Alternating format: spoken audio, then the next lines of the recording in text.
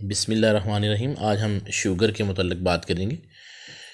Sugar के मुतल्लिक़ बात सुनने से पहले आप मेरा चैनल सब्सक्राइब करना मत भूलिएगा और बेल आइकन की बटन का दबाना भी मत भूलिएगा। शुगर के जो इस वक्त मरीज़ हैं वो पाकिस्तान के अंदर करोड़ों के हिसाब से पेशेंट हैं और पूरी दुनिया में ये काफ़ी करोड़ जो हैं वो पेशेंट जो हैं वो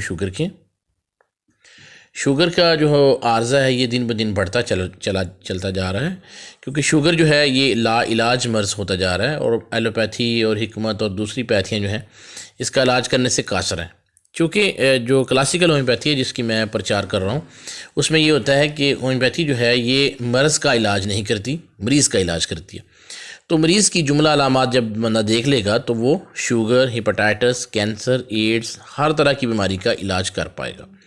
चूँकि हम मर्ज़ का इलाज नहीं करते, मरीज़ का इलाज करते हैं। तो आइए देखते हैं शुगर जो है जो मूजी मर्ज़ है जिससे पेशेंट जो है वो जान नहीं छुड़ा पाए, तो हम उस पर किस तरह हम शुगर से जो है वो सही तरीके से उसकी मरीज़ की जान छुड़ा सकते हैं। शुगर के लिए इंपॉर्टेंट तरीन जो मेडिसिन है वो ट्यूबरकुलिनियम काउच है और दूसरी दवाई सल्फ़र है। ट्यूबरकुलिनियम जो है ये बेशतर पेशेंट में इस्तेमाल होती है, ऐसे पेशेंट जिनमें ठंड लगने का रुझान ज़्यादा होता है, जो बड़ी जल्दी थक जाते हैं, जो बड़ी जल्दी जो हैं वो परेशान हो जाते हैं और हर वक्त जो है वो शुगर को चेक करते रहते हैं। इन पेशेंट के अंदर हद दर्जे की कमज़ोरी होती है। ये आलू को बहुत पसंद करते हैं, पराठा, आलू, चावल, चीनी, इन चीज़ों को पसंद भी करते हैं, इनके बगैर रह नहीं पाते। इसलिए हम ट्यूबरकुलिनियम यहाँ पे तजवीज़ करेंगे। ट्यूबरकुलिनियम जो है उसे हमें 10 ml देंगे और इसके साथ जो है वो PLS देना मत भूलिएगा। PLS दवाई का बैकअप है, बैकअप के बगैर पेशेंट सही नहीं हो सकता। आप ट्यूबरकुलिनियम 10 ml ऐसे पेशेंट में देंगे जो कमज़ोर हैं, नातवां हैं, जिनके जिस्म पर गोश्त की कमी है। एक चैप्टर इसमें ये हो जाता है।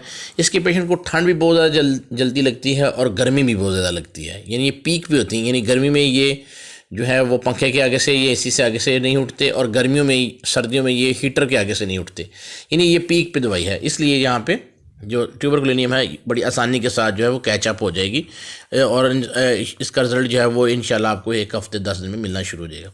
दूसरे नंबर पर ये बात होती है कि ट्यूबरकुलिनियम का जब पेशेंट अमीर होता है, जो ज़्यादा खाता पीता है, तो उसका पेट जो है वो जो ऊंधी हुई प्लेट है, आटे की गूंदी हुई प्लेट हो, उसको जब उंडेल दिया जाए या ऊंधा कर दिया जाए तो उस तरह का उसका पेट हो जाएगा, यानी आगे की जन्म बढ़ जाएगा। तो वहाँ पर भी ट्यूबरकुलिनियम 10 ml दे के आप इसके साथ PLS देना मत भूलिएगा और इसका इंतज़ार कीजिएगा। दूसरी जो इंपॉर्टेंट तरीन दवाई होगी वो होगी सल्फ़र। सल्फ़र जो है इसका दायरा असर बहुत वसी है, लेकिन सल्फ़र को पहचानना भी नहायत आसान है। क्लासिकल होम्योपैथी में बंदा जब माहिर हो जाता है तो इसको पहचानना बहुत आसान हो जाता है। सल्फ़र का पेशेंट जो है इसके पाँव बहुत जलते हैं, हाथ और पाँव हाथ से ज़्यादा जलते हैं और वो ठंडी जगह का मुतलाशी रहता है और वो ठंडी जगह पर अपने पाँव रखता है। उसका सर जो है वो भी गर्म रहता है, लेकिन पैर जो है वो बहुत ज़्यादा गर्म रहते हैं। इसका पेशेंट जो है ये स्मार्ट होता है, बहुत ज़्यादा पतला होता है, सुनहरी बालों वाला होता है और ये नहाना पसंद नहीं करता, इसको नहाने से नफ़रत होती है। छोटी छोटी बातों पर ये नाराज़ हो जाता है, परेशान हो जाता है। इसका जो पेशेंट है ये हमेशा जो है वो कोशिश करता है कि मुझे मीठा मिल जाए और ये मीठा खाने के बाद शुगर इसकी ज़्यादा हो जाती है, तो सल्फ़र आप वहाँ पर भी 10 ml देंगे। सल्फ़र 10 ml देंगे तो ये इस शुगर को जो है वो नॉर्मल कर देगी। शुरू में इसकी रीडिंग जो है वो ज़्यादा आएगी, इसका मतलब होगा कि दवाई काम कर गई है।